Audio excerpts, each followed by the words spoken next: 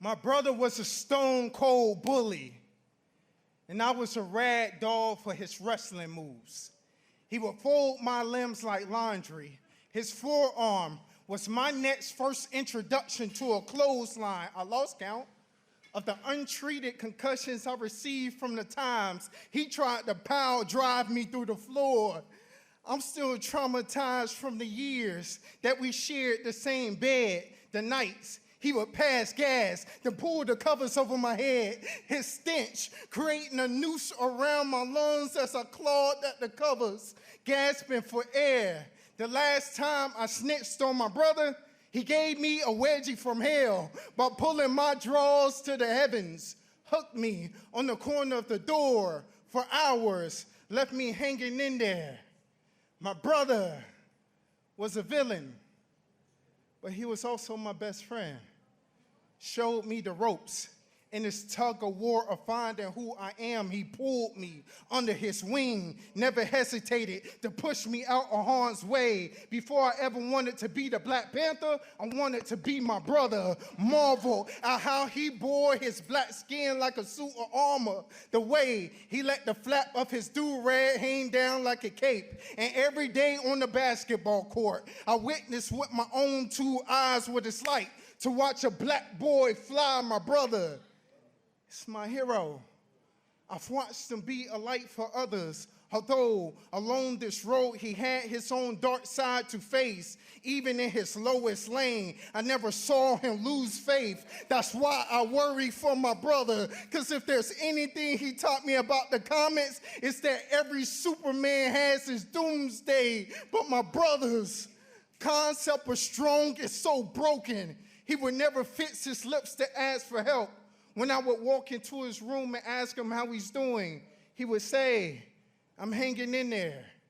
I knew it meant he was hanging on by a thread. His mouth remained stitched, eyes embroidered with pain. He'd been hanging in there so long, I watched my brother lose his drive, but I refused to let him release his will to live. Always trying to be the man of steel eventually takes a toll, especially when trying to navigate alone. So I remind him that's what the super friends were for, my brother. On your dark nights, I will be your Batman. Yes, we joke about his lack of power, but when it's time to remove the mask and just be human, that's something Bruce can do that Clark can't. My brother, I'm here to hold you down. As kids, you were stronger, but we're older now, so yeah, heavy is the head, but little brother's here to help you hold your crown, because I'd much rather make room for my brother's burdens than to ever walk into a room and see him hanging in there. I want to take y'all back to the playground, the play set. Our bodies became pendulums. A friend would push us forward, allowing the opposing wind to graze against our youthful skin. We reached the peak, a slight pause, until gravity made us into missiles, traveling back in the direction of the very person who had just helped us hit a new height.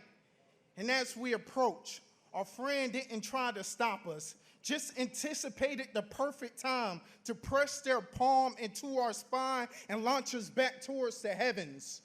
Our hands released those chains. We catapulted for just a moment, the closest we ever felt to flying.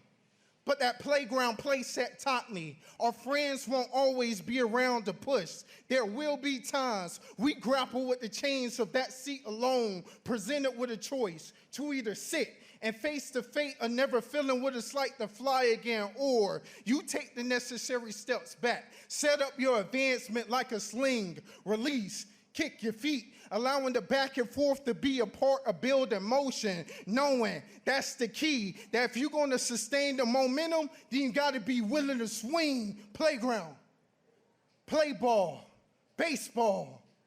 We accepted the fact that striking out's just a part of the game. Within 9 innings, became content with at least landing a couple of hits, but we all know every kid dreams of slugging one over the fence. That home run isn't just about strength. It requires hand-eye alignment combined with when preparation meets perfect timing, and it won't happen every time you at bat. But if you're ever going to embrace the celebration of your team, feel the vibration of the crowd's chants, hearing them scream, then no matter how many times you miss, the next time you step up to that plate, you got to be willing to swing. Playground. That playground wasn't always so pleasant. It only took one loss, one foul, one word, sometimes as simple as one look, and two boys made their balled fists into crash dummies. And we let it rock as long as they kept it one-on-one with each other. But let one of his boys make one false move, our whole crew was ready to be Jackie and Chris Tucker before we ever let them rush ours. The epitome of what brotherhood means. Knowing we had each other's back is what solidified the team. But here's the thing, we didn't care if you knew how to fight, you just had to be willing to swing. And we adults now, but those lessons from the playground still apply to the day. If it's worth fighting for, even if you don't know how, you gotta be willing to swing. I hate black-eyed peas, but I got one of those if you don't like what I cook, then don't eat type of mamas. I tried to get up from the table, but I got one of those, boy, if you don't sit your type of mamas. Oh, you think you grown type of mamas. I suggest you watch your tone type of mamas. I brought you in this world, I can take you out type of mamas. One day I tried to get smart. You gonna take me out where? McDonald's?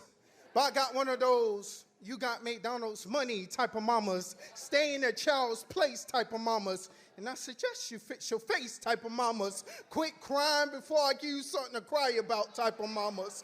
But let's not get it twisted. I got a hugging type of mama. A loving type of mama. A prayer changes all of all. The Holy Ghost is moving type of mama.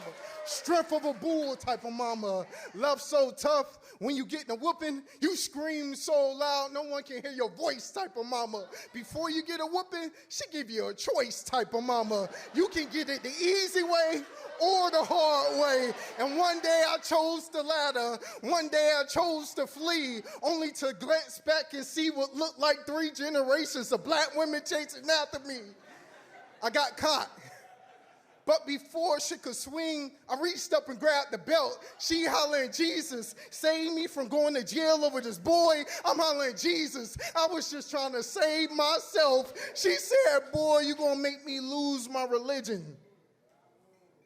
You should have seen the confusion on my face.